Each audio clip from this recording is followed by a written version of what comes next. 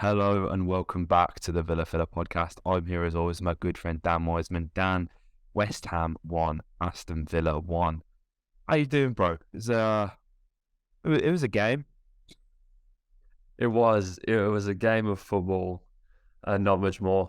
Not much more. It's one that, you know, I think the one solace I'm taking from this, mate, is like I just said it to you before we hopped on, is like we've been where West Ham are right now when you're in that relegation fight. And I know that for them, if the worst does happen at the end of this season, they're going to look back at that game as we did so many times, like, oh, we should have won that one, because they will feel, as we said it so many times, like we were there for the taking. And that's a phrase that's almost resigned exclusively to like teams fighting the relegation battle. And I know that will really sting for them if, as I said, the worst does happen at the end of the season. And so for that reason and that reason alone, given that we're free from all that and we can write off this point and go, there's one more on the lead, like the table, we'll see where it takes us.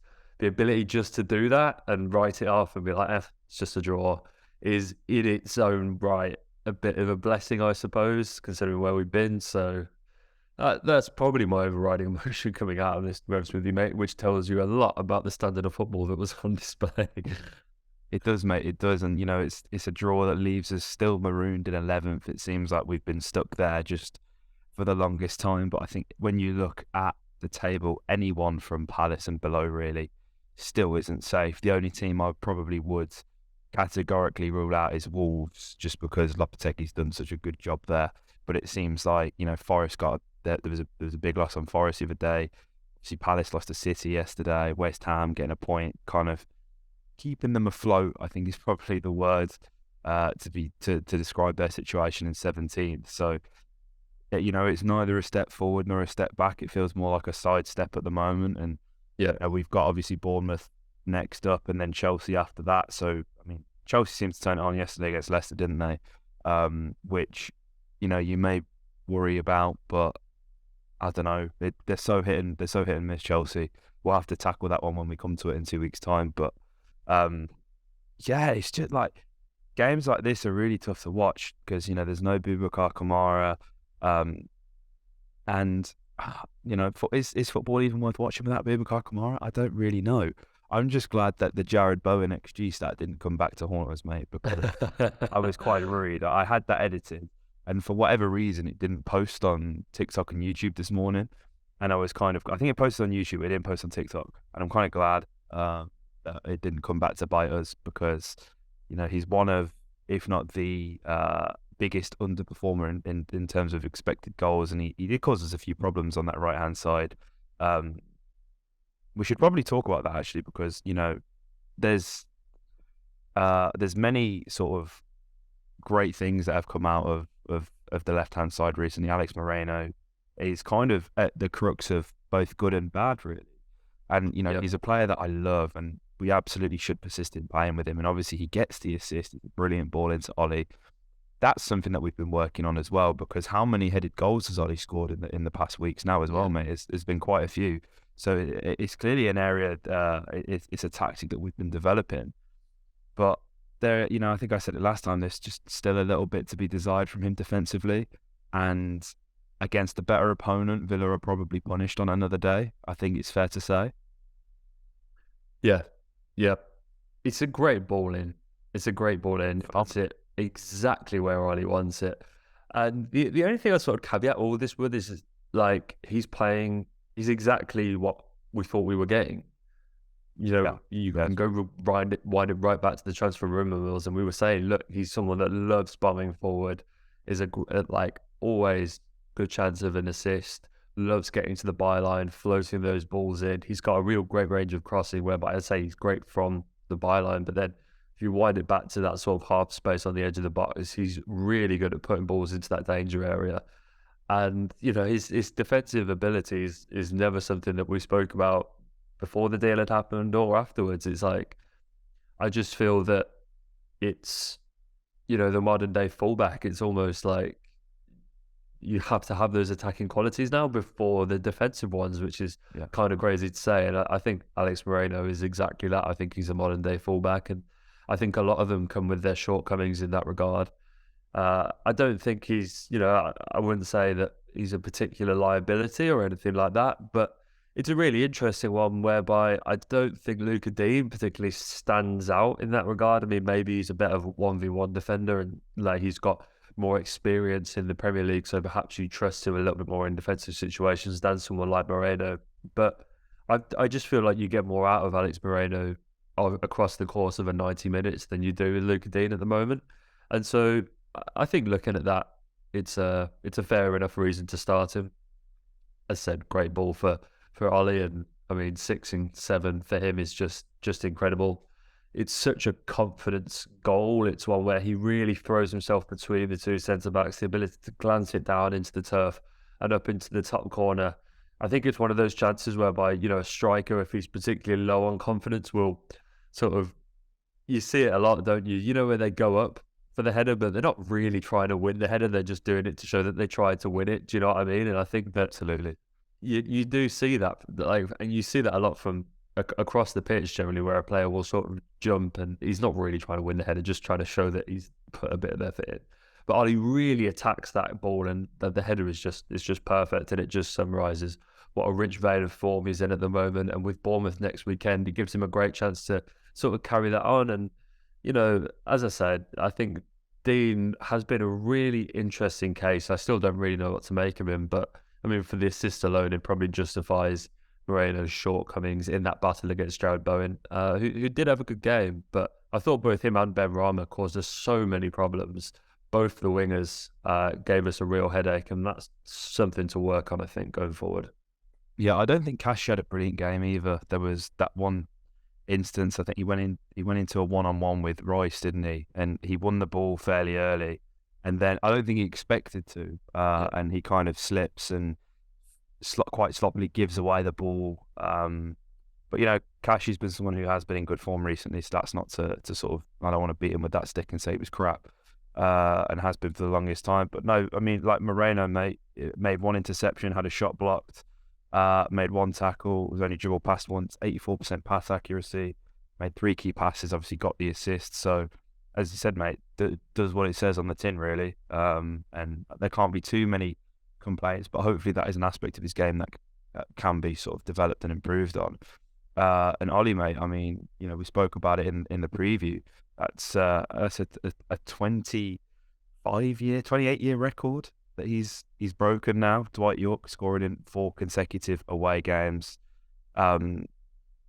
It's just amazing, really. It's amazing. Where, as you say, the confidence that he has is just, you can see it's surging through his veins. Although Bournemouth, mate, huge result against Liverpool, massive scalp. So by no means will that be an easy game. I didn't watch much of the day for obvious reasons, so I haven't really haven't had a full debrief on Bournemouth or Liverpool. But no, I don't know. I like, as you said, Ben Rama, he's one who usually causes a bit of trouble, really, isn't he? Sort of did in the Championship, did the Premier. It's a brilliant penalty. We should probably talk about the penalty. That wasn't a penalty. Yes. There's no way there's a penalty. But I will say, Leon is, and it's always Leon in these situations, whether it's free kick. It's Leon or Dougie generally. Free kicks, fouls, penalty in this instance. Just don't put your hands on the player, because you're giving them a reason to give it rather than a reason not to give it. And we all know VAR looks for these things. They look for reasons to give rather than to take away. And here we are. It's foolish. It's almost lazy. And I don't think Villa were really ever in this game for a sustained period of time either, which kind of makes it a bit more frustrating that you sort of just got the goal, and what was it, 3 minutes later, the sort of 8 minutes later, they then go and concede the penalty in that fashion. It's just really frustrating, and that is something that can be ironed out, which is, the positive to this whole situation. Really, I guess, is we didn't there wasn't a sloppy passage of play which led to us giving away this penalty or conceding a goal. It was an individual error, which is just so frustrating. Yeah, it's a really it's a frustrating one because no, you're right. Like objectively, it's not a penalty, but you've hit the nail on the head, mate. Whereby it's just stupid. It's just stupid from Leon. Like he's going away from goal, and I know it's still in the penalty area, so it's not like the threat is gone. But like you have to consider the whole situation, right? West Ham fighting a relegation battle. They're at home in what will be perceived by them as a game where they can take points from or a point. They've just conceded first. You know, the home crowd will be against them. All of this stuff going on, fighting the relegation battle. And then you've got in a situation like that where Paqueta will take any invitation he can get to go down there and try and win a penalty. And then I think the other problem we have with VAR is that the referee blows instantly. Instantly, like Yeah. there's no wait at all. The incident happens, and literally a couple of seconds later, bang, he points at the spot. And I think when the referee shows such decisiveness, VAR then have that sort of other thing running on, whereby to turn it over, it the margin is even smaller for them to find something, because I think if the referee mulls it over and he speaks to the lino or whatever, and there's a wait, I think then you can show that there's been a bit of indecisiveness and that maybe that margin of error has grown. But I think given everything, it's one of those where, yeah, there's probably not enough context, but I just, you have to look at the occasion and what's going on there. And as you say, how penalties are given in the modern game, and it's silly, but it's really bad goalkeeping by Emi as well. I thought on the whole he had a pretty good game today, but he sort of comes for that corner and kind of flaps it and it goes nowhere. And then obviously Ollie then clears it off the line and you think the chance is gone, and then the penalty is given. So there's kind of a calamity of errors that are leading up to it. So I think it's a bit unfair to, you know, throw the throw everything at Leon, but Yeah. Yeah, I know again, what you're saying. it's just a shame to see him. He had another poor game, and you know, not only is it not working for him on the offensive end, like defensively, he's starting to let us down a little bit as well. So the guy just can't catch a break at the moment. Do you like it? I thought Villa just in general sort of defended the box really poorly throughout this game. Whenever West Ham sort of had the ball in and around the 18-yard box in the D, there was a couple of instances where there was sort of, Bowen was cutting in and there was fake shots coming in, and Villa players were just throwing bodies left, right, Yeah, and centre and creating so much space. And in these kind of games where we are away from home and your backs are against the wall to a certain degree, you've not got the support of the home fans. You need to remain as composed as you can in these situations, because that's where, the West Ham fans can come in and do their job and get a bit excited at these sort of openings. And then as the confidence breeds in the players, they get more of them opportunities. And, again, thankfully it didn't cost us too much, but it's frustrating because this game ultimately was decided by a penalty that shouldn't have been. But then there is a penalty that Villa don't get in this game either. So what are your thoughts on that one, mate? Because personally, it's a bit of a difficult one, because I think Emi sort of positions himself sort of adjacent to Rice, knowing that when that ball's coming yeah, through, Mr. like 6'2" Declan Rice is obviously gonna maybe catch him. I'm not entirely convinced it is a penalty, but if we're gonna give the Bailey one, then surely for consistency, this one, there has been contact, significantly more contact and more aggressive contact, I think I would probably say, than the West Ham penalty incident. Why is this yeah. one not given? Yeah, it's really interesting. It's such a good point you made, mate, because there is more contact. There's more of a inverted commas foul there, but it's not a decision where I feel particularly robbed by, because, as you say, I think Emi's sort of waiting for it. But is Paqueta not? Do you know what I mean? Yeah, Like, is he yeah, not just waiting for a touch from Bailey to go down? So yeah, it's one where I'm inclined to say, like, in an ideal world, if you're asking me to be, take my Villa shirt off and play guard for a second, I would say neither of them are. But if one is the other. Like, do you know what I mean? And so I feel like you get into this grey area with penalties whereby you stack up two penalties, neither of them which are probably penalties. And then, but because one gets given, you feel like the other should, and then it's just a whole mess. So in an ideal world, I don't think either of them are is the best way to answer that question. But if you're going to give one, I think you have to have another look at the other. And so, yeah, it's a tricky situation. The thing is, next week, or not even next week, in this later kickoff, mate, there could be an identical situation to the West Ham penalty. You know, let's say Trippier puts hands on St Maximin, and it's not given, and that's what's incredibly frustrating. There is never this consistency, and what's also frustrating as well, mate, is West Ham have taken 4 points off us this season, and they sit slap bang in 17th. You take them 4 points off them, mate, they're rock bottom of the table with 20 points. Even math Crazy. 4 points all season, and you know the points that we've missed out on there as well. You know, if Villa managed to win both of them games, we're like 5 points better off. We're on 40 points. We're sat in 7th. So, I mean, it's a massive what if. It is a massive what if, and you know, there's not a lot you can really do about that. But it's just frustrating because it feels like there are always so many of these moments where Villa slip up against these teams sort of lower down, and you know, it wouldn't surprise me if we go and lose to Bournemouth but beat Chelsea away now. That's just how we operate, really, isn't it? I thought we played an unusually high line away from home, and I don't know whether that's just because obviously the situation that West Ham obviously find themselves in the table, and obviously, you know, as you mentioned, playing on the Thursday. But I thought, like, I don't know if, like, it's naive if you lose, but it's a master stroke if you lose, isn't it? It's one of them ones. Yeah. But I do feel like there is probably a time and a place, and you know, thankfully Ings got caught out a few times offside, and we sort of managed to play that and time that trap very well. But it was one of that. It didn't really make for comfortable viewing, and I don't really rate West Ham at all, to be honest. Like, I do think if we'd have executed the game plan more in a way that we did, like against Tottenham, sort of just relinquish all possession, counter attack, numbers of defending, Villa probably win this game.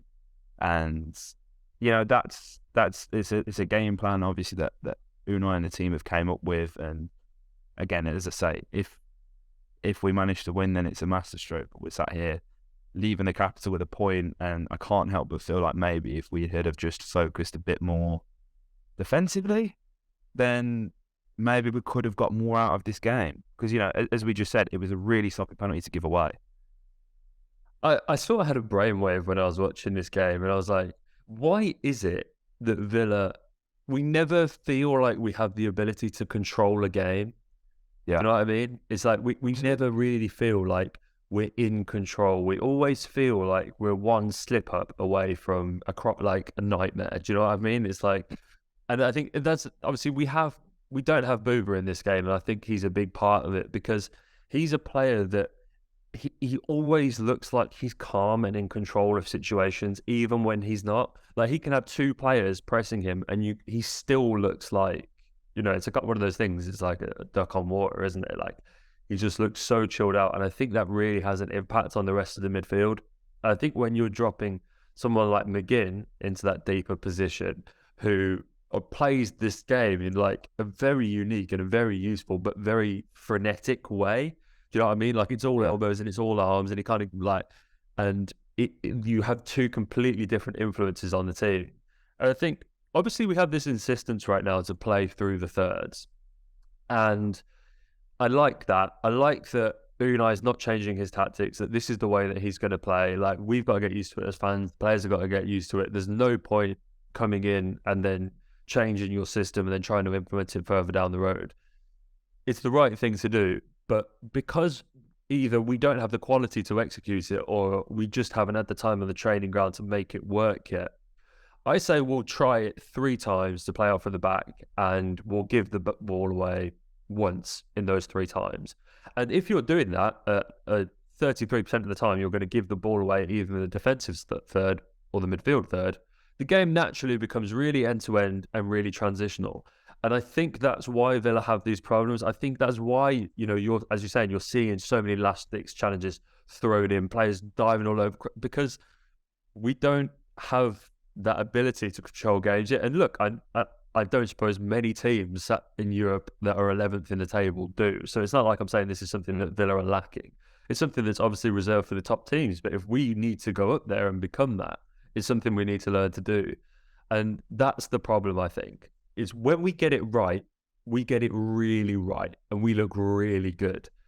But it goes back to that point I made after the Arsenal game on inconsistency, where the range of consistency from week to week from Villa players compared to the top players is so much bigger. Like an Arsenal player's bad game is a 6 out of 10. A good game is an 8 or a 9 out of 10. Villa's player's bad game is a 2 or 3 out of 10. And it's that range. And I guess what I'm trying to say is, like, if we're trying to play the way that Unai wants us to, but it's not quite working, and when that like involves a high risk strategy that playing out from the back is, especially without someone like Booba, and we're going to give it away half of the time in dangerous positions, it's going to make that back line look alright, and it's going to make, Luka Dean gave me a heart attack. Did you see it about 75 minutes? Yeah. I think it's Jared Bowen comes in and he just flies across the city. It's like, gives me a heart attack, but that's I think part of the reasoning. Yeah, definitely. I mean, listen, I'm just looking here. I've got the sprint stats up, and the two centre halves, Mings and Konsa, both making 13 and 11 sprints. That tells you everything you need to know about how we positioned ourselves in this game, and the positions that we often found ourselves in the recovery. And Jacob Ramsey, mate, was absolutely everywhere in this game. And I don't necessarily think he's been brilliant recently. I can't lie. And I can't quite put my finger on what it is or what the reason for it is. I don't know if he's sort of struggling with the position that he's having to occupy, but he covered 10.62 kilometres throughout this game. He was absolutely everywhere. And I think that's what you sort of come to expect from JJ, is that he can... I don't want to use the term ghost because it probably has negative connotations, but he'll go a couple games without getting a goal or an assist, but generally there isn't a blade of grass that this guy doesn't touch. He is absolutely everywhere, and I was thinking about it, mate, because obviously Cam Archer and Aaron Ramsey have been absolutely lighting it up for Borough at the moment and are really putting some pressure on Sheffield United in second place in the Championship. And I can't confess to have watched a lot of Middlesbrough's games at all, but looking at the positions that Ramsey is finding himself in, and the nice little highlights and the goal montages. I mean, there was one the other day, I think it was in the Tuesday game, or maybe it was last Sunday.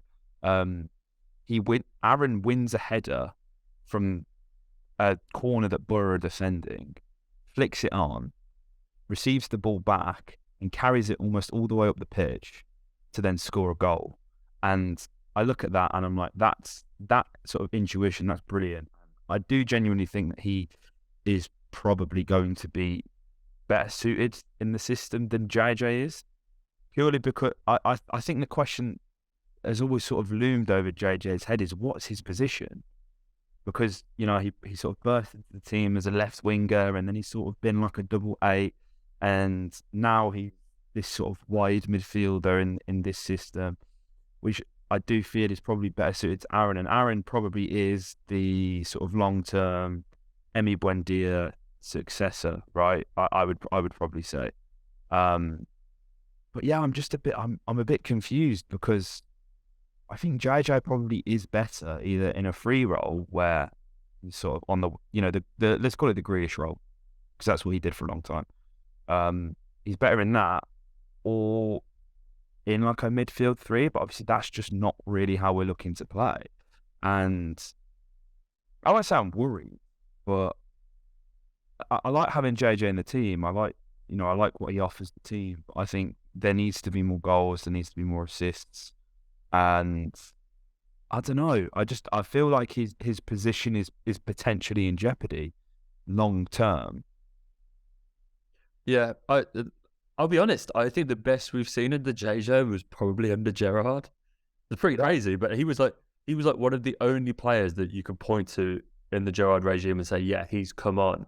And I feel like the best we've seen from JJ was when we were playing a midfield 3 with a defensive midfielder at the base and 2 8s. So you play it would have been like Louise at the time with McGinn and then Ramsey. And you gave Ramsey that role to like that 8-10 where he was driving into space from like deep midfield positions, and he can slalom tackles and he can play passes out wide, make late runs into the box. la, United and like those games where he was getting on the end of some good chances. Obviously, like created the assist for Coutinho. Was it an goal in the end? Coutinho's debut, like those kind of Yeah. games where I came away and I was like, wow, look at JJ. And I don't think that position works, but like I've been honest, I don't think many of the positions really feel like they're working at the moment.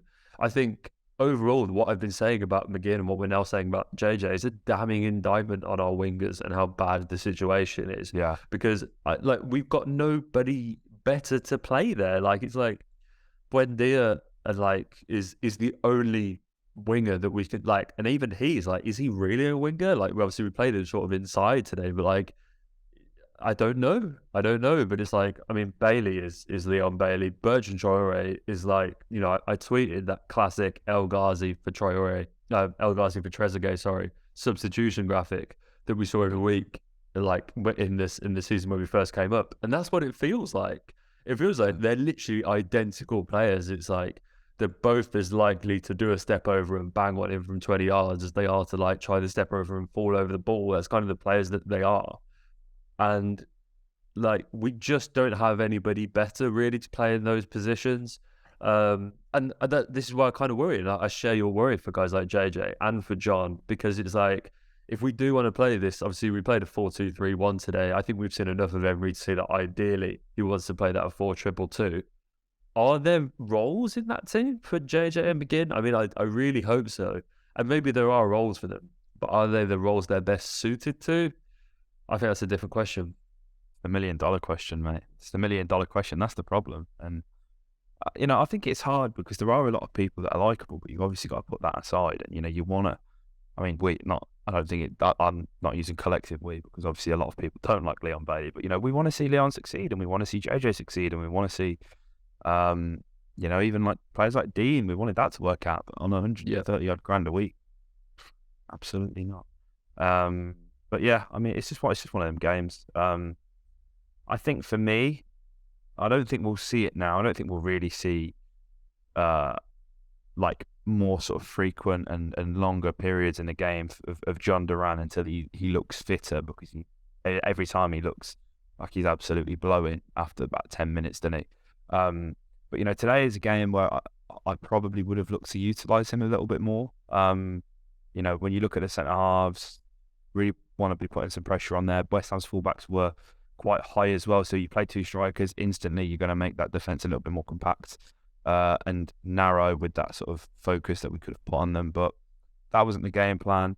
Obviously we've escaped with a point, it's better than none, and we've got Bournemouth next, mate, and I'm sure we'll have plenty to discuss on that Indeed. In the coming days. But yeah, guys, again, just want to give you a real big shout out, all the people who've been watching us recently. It means the most. If you didn't know, we're on TikTok and Instagram as well. Dan's made a link tree. It'll be in the description of this podcast. If you're listening on Spotify or Apple, leave us a review, follow us, rate us 5 stars, all that kind of stuff. It really helps us. And if you're listening and you're not subscribed, which there's 45% of you right now that are watching that aren't subscribed, make sure you subscribe. Let's get that number to 0. Let's get everybody watching a subscriber. That'd be really nice. So yeah, comment, subscribe, and up the Villa.